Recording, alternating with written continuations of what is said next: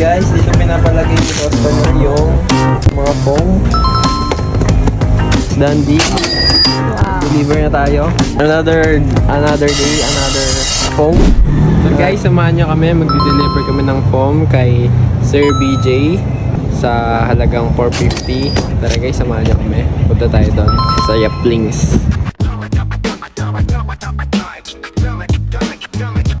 Yun guys, nandito na tayo sa pupuntay natin sa Yaplings.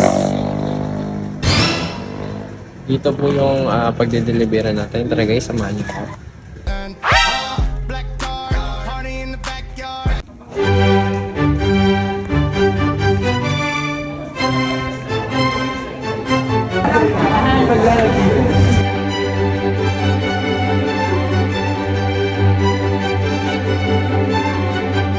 Guys, dito pinapalagay ni customer yung mga foam.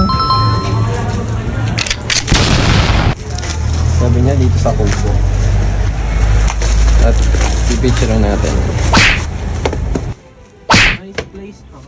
Dito up lang. Yun guys, yun lang naman.